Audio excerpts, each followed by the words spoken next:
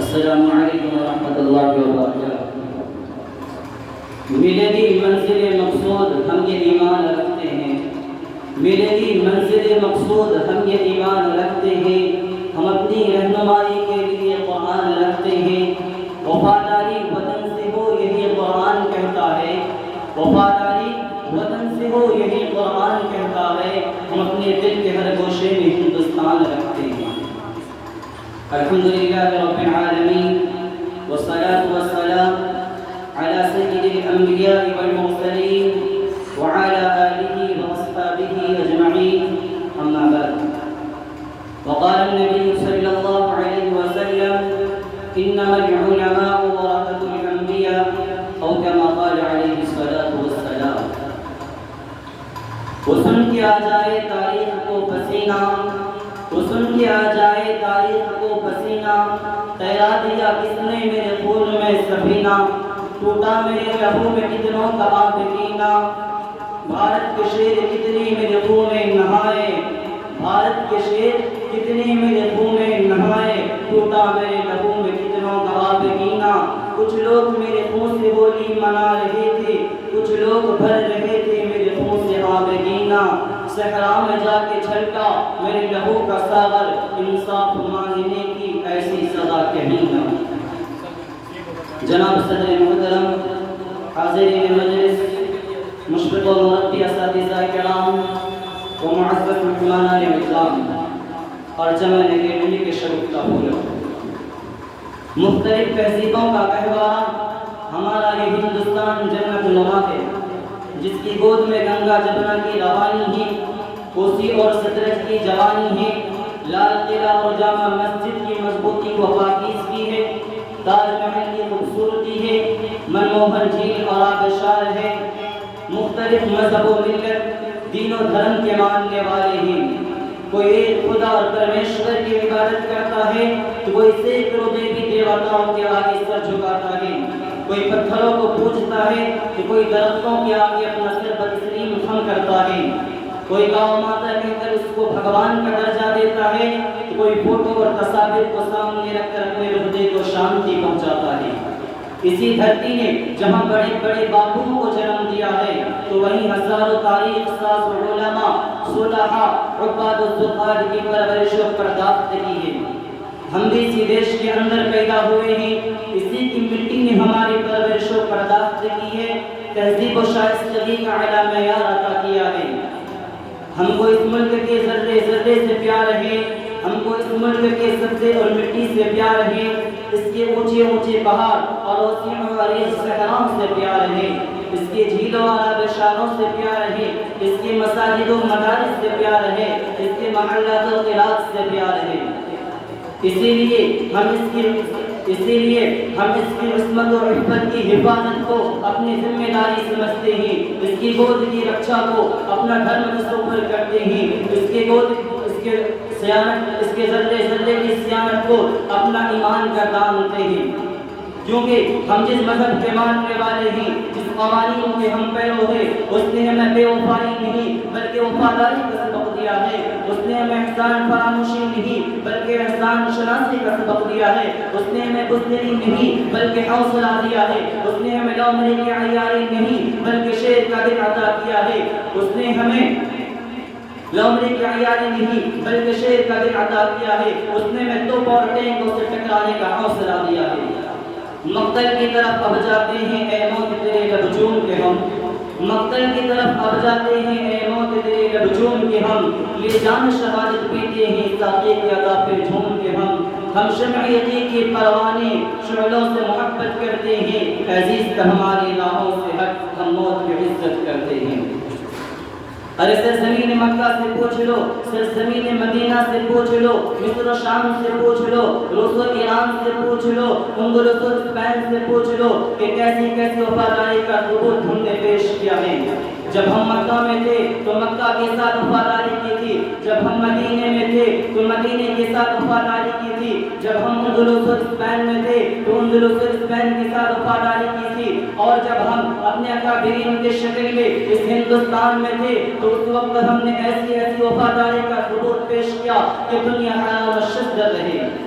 اسے ہندوستان کی عظمت و عفت کی حفاظت کے قادر ہم نے گولیاں کھائے، توپوں اور ٹینکوں کے نشانے بنے، جیلوں کی مشقتوں کو برداشت کیا، پھانسی کے پھندوں پر چلنا پڑا، نظر آتش کر دیے گئے۔ ہم ہیں غدار تو پابند وفا تم بھی نہیں، ہم ہیں غدار تو پابند وفا تم بھی نہیں، اپنے کثرت پر نہ کراؤ خدا تم بھی نہیں۔ ایسا زمین ہند سن اور غور سے سن، میں اپنی وفاداری کی تاریخ سنانے جا رہا ہوں۔ جب ہندوستان کی سرزمین میں انگریزوں کا ناپاک سایہ پڑا اور وہ اپنے شاکرانہ و عیارانہ چالوں سے یہاں کے مالک بن بیٹھے، جب باشندگان ہند پر طرح طرح کے ظلم و ستم کے پہاڑ توڑے جانے لگا، جب ہندوستانیوں کو غلام بنایا جانے لگا، جب ہندوستانیوں کا خون ان کے پسینوں سے بھی زیادہ سستا ہونے لگا، تو ایسے نازک دور میں سب سے پہلے جس نے علم بغاوت بلند کیا وہ محدث کبیر نازش وطن شاہ عبد العزیز بن ولی اللہ محدث دہلوی رحمۃ اللہ علیہ۔ شاہ عبد العزیز کا فتویٰ کیا تھا؟ وہ ایک فرق تباہ تھا جو دشمنوں کی نقل تمنا پر گر پڑی، انگریز کی نیندیں حرام ہو گئی، جگہ جگہ آزادی کے شعلے پھڑکنے لگے، جگہ جگہ آزادی کے پرچم لہرانے لگے، سینوں میں ولولے مچلنے لگے اور حوصلوں نے انگارائیاں لینے شروع کر دی۔ سرفروشی کی تمنا اب ہمارے دل میں ہے، سرفروشی کی تمنا اب ہمارے دل میں ہے، دیکھنا ہے زور کتنا بازوئے قاتل میں ہے۔ محترم دوستو، یہ ایک حقیقت ہے کہ اگر ہندوستان کی جنگ آزادی میں علماء کرام شریک نہ ہوتے، ہندوستان کے بھی آزاد نہ ہوتا، اگر یہ سلطنت آزادی نہ ہوتے تو تحریک آزادی نہ چلتی، تحریک بالا کوٹ نہ چلتی، تحریک ریشمی رومال نہ چلتی، تحریک خلافت نہ چلتی، ہندوستان چھوڑو تحریک نہ چلتا، مقدمہ وہابیان نہ چلتا، امبالہ سازش کیس نہ بنتا۔ الغرض علماء کرام ہی نے اپنے خون و جگر سے عروس آزادی کی حنا بندی کی ہے اور اپنے مقدس لبوں سے شجر آزادی کو سینچا اور پروان چڑھایا ہے۔ جب گلستان کو خون کی ضرورت پڑی، جب گلستان کو خون کی ضرورت پڑی تو سب سے پہلے گردن ہماری ہی کٹی، کہتے ہیں ہم سے یہ چمن، یہ چمن ہے ہمارا تمہارا نہیں۔ چنانچہ 1857 کی جنگ آزادی میں دو محاذ بنائے گئے، ایک محاذ امبالہ جس کی قیادت مولانا جعفر کھاسری کے پاس تھی، اور دوسرا محاذ شاملی پر جس کی قیادت حضرت خالد امداد اللہ مہاجر مکی کے پاس تھی۔ اس جنگ میں بڑے بڑے علماء و صلحاء شہید ہوئے، اسی جنگ میں مولانا قاسم نانوتوی زخمی ہوئے، اسی جنگ میں مولانا گنگوہی زخمی ہوئے، اسی جنگ میں حافظ ضامن شہید ہوئے، اسی 1857 کی جنگ آزادی میں 2 لاکھ مسلمان شہید ہوئے، جن میں 51,000 علماء کرام تھے۔ صرف دہلی کے اندر 500 علماء کرام کو پھانسی کے پھندوں پر لٹکایا گیا۔ 1861 میں 3 لاکھ قرآن کریم کے نسخے کو بدبخت انگریزوں نے جلا ڈالا، اس کے بعد ہی سے علماء کرام کو ختم کرنے کا فیصلہ کر لیا۔ بادل سے مٹنے والے آسمان نہیں ہم، بادل سے دبنے والے آسمان نہیں ہم، 100 بار کر چکا ہے دنیا ہمارا، توحید کی امانت سینوں میں ہے ہمارے، آسان نہیں مٹانا نام و نشاں ہمارا۔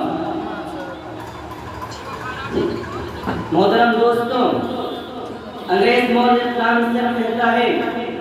کہ 1864 سے لے کر 1867 تک اس 3 سالوں میں انگریز نے 14,000 علماء کرام کو تختے دار پر لٹکا دیا۔ ٹامسن کہتا ہے کہ دہلی کی چاندنی چوک سے لے کر پشاور کی جامع مسجد تک کوئی ایسا درخت نہیں تھا جن میں علماء کرام کی گردنیں نہ لٹکی ہو۔ ٹامسن کہتا ہے کہ علماء کے جسموں کو تانبے سے داغا گیا۔ ٹامسن کہتا ہے کہ علماء کو سوروں کے خالوں میں بند کر کے کروڑوں میں ڈالا گیا۔ ٹامسن کہتا ہے کہ علماء کو ہاتھیوں پر کھڑا کر کے درختوں سے باندھ کر کے نیچے سے ہاتھی کو چلا دیا گیا۔ ٹامسن کہتا ہے کہ لاہور کی جامع مسجد جس کے صحن میں انگریز نے پھانسی کا بندہ بنایا، اس میں ایک دن میں 80 علماء کرام کو پھانسی دی جاتی تھی۔ ٹامسن کہتا ہے کہ لاہور کی دریائے راوی میں اس میں ایک دن میں 80 علماء کرام کو گولیوں میں بند کر کے ڈال دیا جاتا، اوپر سے گولیاں کا نشانہ بنایا جاتا۔ محترم دوستو، انہیں شہیدان اسلام میں شیخ الہند اور مولانا عبید اللہ سندھی بھی ہیں جن کو آج دنیا سے مالٹا سے جانتی ہیں۔ انہوں نے انگریزوں کے خلاف عالمی تحریک چلائی کہ عقل انسانی حیران و شزدر رہ جاتی ہے، جسے تحریک ریشمی نماز سے جانی جاتی ہے۔ شیخ الہند کے حد عزیز شاگرد مولانا حسین احمد مدنی ہی جنہوں نے خلافت کانفرنس کراچی میں ایسے وقت میں شرکت کی کہ انہیں گولی مار دینے کا حکم مل چکا تھا۔ لوگوں کا خیال تھا کہ حسین احمد نہیں آئے گا، لیکن لوگوں کی آنکھیں حیرت سے پھٹی کی پھٹی رہ گئی جب وہ مرد مجاہد کفن بردوش ہو کر اسٹیج پر آیا اور جلسہ کی صدارت فرمائی۔ اسی کانفرنس میں حضرت نے انگریزوں کو بلبل اور گولیوں کو گل سے تشبیہ دیتے ہوئے فرمایا، لیے پھرتی ہے بلبل جوش میں گل، لیے پھرتی ہے بلبل جوش میں گل، شہید ناز کی تربت کہاں ہے۔ حضرت نے شعر پڑھا تو لوگ جوش میں آدھے گھنٹے تک مسلسل نعرہ لگاتے رہے۔ اس کے بعد پھر اپنے علماء کی قربانیاں اور اپنے فتوے کی جانب اشارہ کرتے ہوئے انگریزوں کو مخاطب کر کے فرمایا کہ کھلونا سمجھ کر نہ برباد کرنا، کھلونا سمجھ کر نہ برباد کرنا، کہ ہم بھی کسی کے بنائے ہوئے ہیں۔ فرنگی کے فوجوں میں غربت کے فتوے سرے دار چل کے بکائے ہوئے ہیں۔ وہ شجر آزادی کھودے کسی چا، وہ شجر آزادی کے کھودے کسی چا، پھل اس کے پکنے کو آئے ہوئے ہیں۔ محترم سامعین، مولانا حسین احمد مدنی، ڈاکٹر احمد انصاری، مولانا ابوالکلام آزاد، انہی لوگوں کی سیاسی رہنمائی میں 1920 میں آخری جنگ ہوئی، ان میں بھی 500 دلاور شہید ہوئے اور چند ہزار علماء کرام جیل گئے۔ بالآخر ہندوستان کا آخری governor general Lord Mountbatten کا رخصت ہو گیا اور حضرت شاہ ولی اللہ محدث دہلوی کے دور سے چلی رہی آزادی کی تحریک اپنی منزل مراد کو پانے میں کامیاب ہو گئی۔ ایسے زمین ہندوستان سنا تم نے، یہ ہے ہماری وفاداری کی تاریخ اور اس کی رودات۔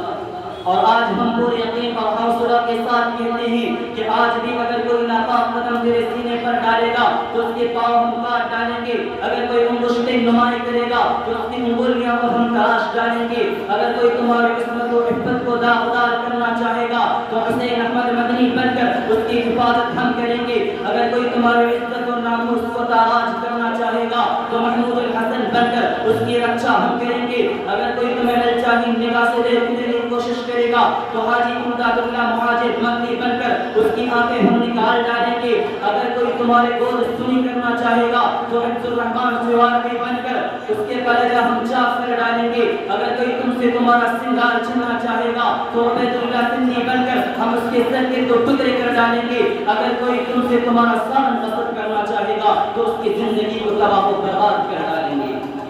زخم کھائیں گے مسکرائیں گے، زخم کھائیں گے مسکرائیں گے اور پھر انقلاب لائیں گے۔ دعا کیجیے کہ ہم سبھی کو اللہ تعالیٰ وطن کے خادم بنائے اور اپنے کافرین و مخلصین کو